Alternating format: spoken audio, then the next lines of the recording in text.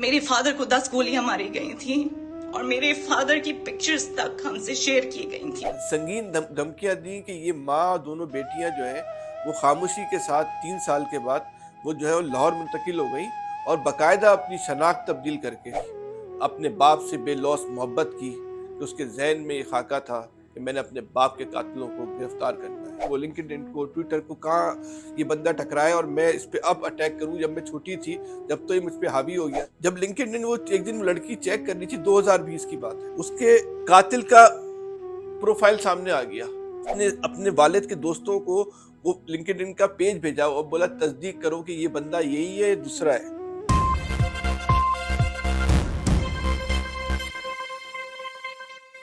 میرے فادر کو 10 گولیاں ماری گئی تھیں اور میرے فادر کی پکچرز تک ہم سے شیئر کی گئی تھیں۔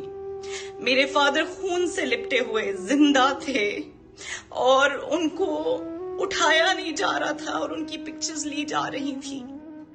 تقی شاہ نام کے انسان نے ان کو مرڈر کیا تھا۔ آج ہم آپ کو اپنی نوعیت کی ایک عجیب و غریب، ایک انوکھی قسم کی جو ہے وہ داستان سنائیں گے۔ شاید ایسی داستانیں آپ نے کسی ہالی ووڈ کی فلموں میں تو دیکھی ہوں، لیکن عام زندگی میں اس طرح کی داستانوں کا یا اس طرح کی کہانی کا یا اس طرح کے واقعات کا جو ہے وہ سامنے آنا یا مشاہدہ ہونا، اس کے بہت ہی شاید کم واقعات ہوں۔ ایک لڑکی نے باپ کے قاتل کو 15 سال کے بعد تلاش کر لیا۔ یہ ہو سکتا ہے کہ بہت ساری آپ کے سامنے ایسی مثالیں ہوں کہ کسی کا قاتل جو ہے 10 سال کے بعد، 20 سال کے بعد یا 40 سال کے بعد مل گیا ہو، لیکن جس بیٹی نے جو اپنے باپ کے قاتل کو تلاش کیا، اس کو تلاش کرنے کی جو روداد ہے وہ بڑی دلچسپ ہے۔ وہ اپنی نوعیت کی جو ہے بڑی انوکھی اور منفرد جو ہے۔ اب میں آپ کو پہلے اس قتل کے بارے میں بتاؤں کہ قتل کیا ہوا تھا اور قتل کے بعد کیا کیا مراحل ہوا، وہ قاتل تک جو ہے وہ کیسے پہنچے۔ لیکن پہلے میں آپ کو قتل بتاتا ہوں کہ 2008 میں 26 اگست کو 2008 میں اسٹیٹ لائف کے ریجنل مینیجر سندھ اور بلوچستان کے، ان کو جو ہے ان کے دفتر میں جو ہے وہ قتل کر دیا گیا، اور بڑی صفاقی کے ساتھ اور بڑی بے رحمی کے ساتھ۔ اور قاتل بھی جو تھے وہ بہت ہی زیادہ کوئی، ان کے سینے میں نا دل کی پتھر رکھا ہوا تھا۔ انہوں نے کیا کیا، قتل کرنے کے بعد ادھر ایک ایسا ماحول بنایا ہے کہ اس کی باڈی کو نہ اٹھا سکے، اور باقاعدہ جب قتل کر رہے تھے اس وقت انہوں نے اس کی تصویریں بھی، مقتول کی، امجد صاحب کی تصویریں بھی کھینچتے رہے، یعنی کہ وہ آخری سانسیں لے رہے ہیں، ان کا خون بہہ رہا ہے، یعنی کہ کسی طرح کے اسپتال نہ جائیں۔ ایک پہلو یہ تھا۔ دوسرا، اس واردات کو ہولناک بنانا تھا، خوفناک بنانا تھا، میسج دینا تھا ان کے گھر والوں کو کہ ہم اتنے بے رحم لوگ ہیں۔ اور تصویریں کھینچنے کے بعد انہوں نے اسی پہ بس نہیں کیا، یہ تصویریں جو ہیں ان کے گھر والوں کو بھیجی۔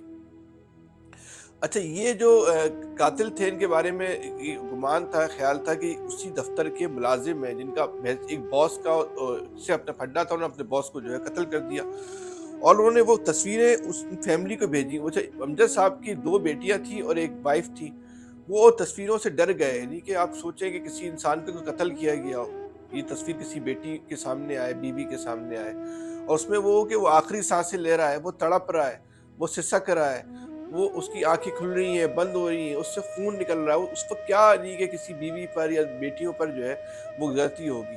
اس وقت ان کی ایک بیٹی کی عمر جو تھی 19 سال تھی اور ایک بیٹی کی عمر جو تھی 15 سال تھی، ماہام جن کا نام ہے، جنہوں نے اپنے قاتل کو پکڑا۔ ان کو آگے چل کے بتاتے ہیں۔ قاتلوں نے اسی پہ جو ہے وہ اکتفا نہیں کیا، اس کے بعد جو ہے اس فیملی کو دھمکیاں دینا شروع کی۔ جب اس فیملی نے کہا کہ ہم اس کیس کو فالو کریں گے، ایک تو اسٹیٹ لائف والے ڈر گئے، بولا بھائی ہم تو اس معاملے میں نہیں پڑتے، یہ جو لوگ مارنے والے بڑے خطرناک لوگ ہیں، ان کے معاملے میں تو ہم نہیں پڑتے۔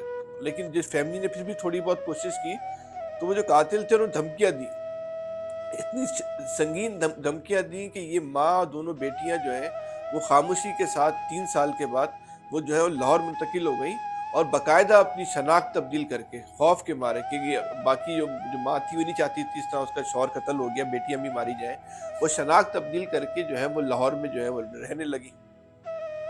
لیکن جو بیٹیاں تھیں ان کے ذہن میں یہ آگ جو تھی کہ میرے باپ کو قتل کیا گیا، ان کو پتا تھا ان کو قتل کرنے والا کون شخص ہے، ان کو پتا تھا اس قتل جو کتنی صفاقی سے کیا ہے، وہ اس کے ذہن میں جو ہے وہ زندہ رہی، چنگاری کی شکل میں جو ہے موجود رہی۔ وہ اسٹیٹ لائف کا سلوگن ہے نا، اے خدا میرے ابو سلامت رہے۔ اس کے ابو تو سلامت نہیں رہے، لیکن اس کے ذہن میں یہ چیز جو ضرور سلامت رہی کہ میں نے اپنے باپ کے وہ قاتلوں کو جو پکڑنا ہے. بہرحال وہ بچیاں دونوں لاہور میں پڑھتی رہیں. اس کے بعد جو ہے وہ دبئی، اس میں سے ماہم جو تھی وہ دبئی شفٹ ہو گئی. وہاں پہ وہ ماڈلنگ کرتی ہیں اور وہ مختلف ان کے پراپرٹی کے اور ریئل اسٹیٹ کے بزنس سے اس میں کہیں وہ جاب کرنے لگی. بہت اچھی جاب کرنے لگی، پڑھی لکھی لڑکیاں تھیں، بہت اچھی نوکری مل گئی. اور سوشل میڈیا پہ کیونکہ وہ انسٹاگرام پہ وہ فعال تھی تو وہ ان کا ایک بہت زیادہ جو ہے سوشل میڈیا پہ جو ہے ان کا ایک بہت بڑا جو ہے وہ حلقہ احباب بھی بن گیا. ماہم امجد ان کا جو ہے وہ نام ہے. آپ لوگ بھی جو ہے ان کو، بلکہ ہم آپ کو ویڈیو پیچھے تصویریں دکھا رہے ہیں ان کا انسٹاگرام کا اکاؤنٹ.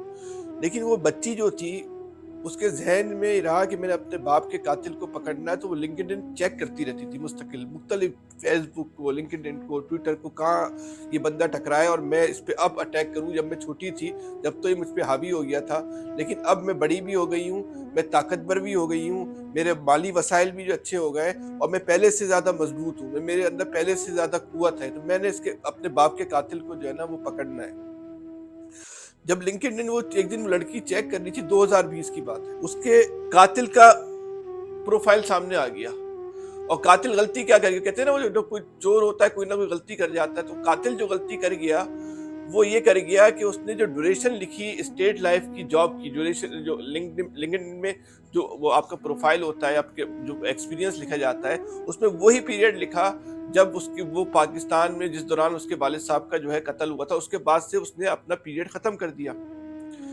یہاں اس بیٹی کو شک ہوا کہ یہ وہی آدمی ہے جس نے میرے باپ کو جو ہے نا وہ قتل کیا ہے.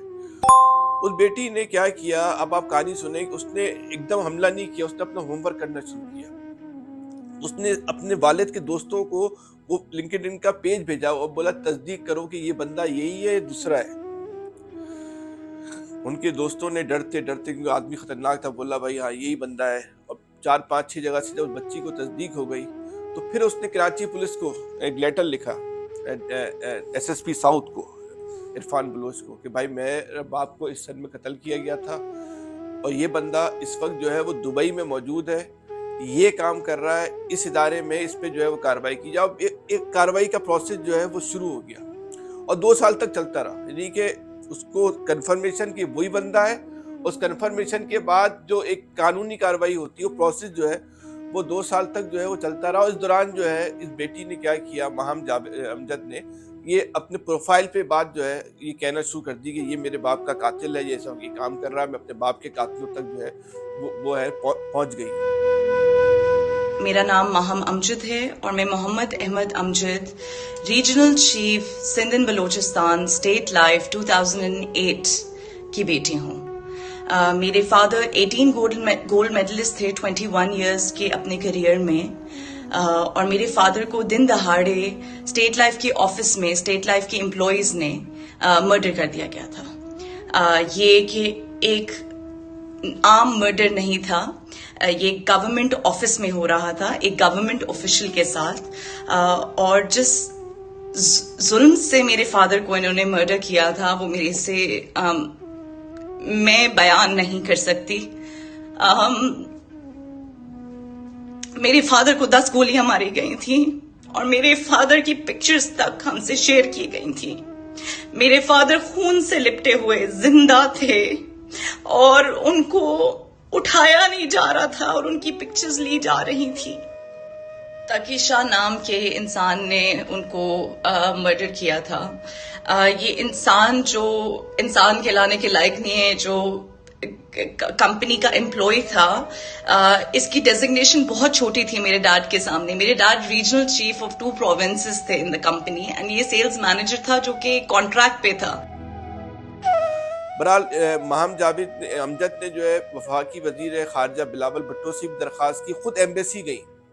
اچھا، خود جو ماہم جاوید کی ہم آپ کو گفتگو بھی سنا رہے ہیں، آپ نے سنی ہوگی، وہ خود بھی کہہ رہی ہے کہ جو سفارتی عملہ تھا پاکستان کا دبئی میں، انہوں نے ان کے ساتھ جو ہے وہ تعاون کیا اور اس پہ انہوں نے ان کو اپریشیٹ بھی کیا کہ وہ عملے نے ان کے ساتھ تعاون کیا. انٹرپول کو انوالو کیا سندھ پولیس نے، وزارت داخلہ نے اور خارجہ نے مل کے انٹرپول کو دریافت کیا اور آخر کار وہ جو قاتل تھا وہ قاتل جو ہے وہ پکڑا گیا. یہ داستان ہے ایک بیٹی کی جرت کی، استقامت کی، बहादुरी की, अपने बाप से बेलौस मोहब्बत की कि उसके जहन में ये खाका था कि मैंने अपने बाप के कातिलों को गिरफ्तार करना है। अब वो बच्ची कहती है कि मैंने अपनी आंखों से अपने बाप के कातिल को फांसी पे लटका हुआ देखना है। मैंने इसकी गर्दन को, जो फांसी का फंदा होता है, उस पे झूलता हुआ जो है देखना है। और हमें यकीन है ये बच्ची ने जिस मेहनत के साथ अपने बाप के कातिलों को पकड़वा ली। अभी दुबई में, अभी पाकिस्तान में आया नहीं, प्रोसेस चल रहा, आ जाएगा। हम वो मंजर देखेंगे कि जब ये बेटी जो है अपनी आंखों से मंजर देख रही होगी कि इसके बाप का कातिल जो है वो 15 साल के बाद ना सिर्फ पकड़ा गया बल्कि जो है वो फांसी के फंदे पर भी चढ़ा। अच्छा, जब जब ये बच्ची सोशल मीडिया पे फाल हुई तो वो जिसके बारे में ख्याल है या गुमान है, हम तो उसको चले एहतियाती तौर पे ही बोलते हैं कि वो मुबैना के जो कातिल है उसने 300 अकाउंट बनाए इस बच्ची के प्रोपेगेंडा करने के, बच्ची के खिलाफ प्रोपेगेंडा करने, और जो औरतों के खिलाफ और लड़कियों के खिलाफ अमूमी तौर पे किया जाता है कि खराब किरदार की है, बद किरदार है, 2 नंबर है, 3 नंबर, वो इस टाइप की सारी गुफ्तगू की। लेकिन इस बच्ची की जो हौसला था, जो हिम्मत थी, वो नहीं टूटी।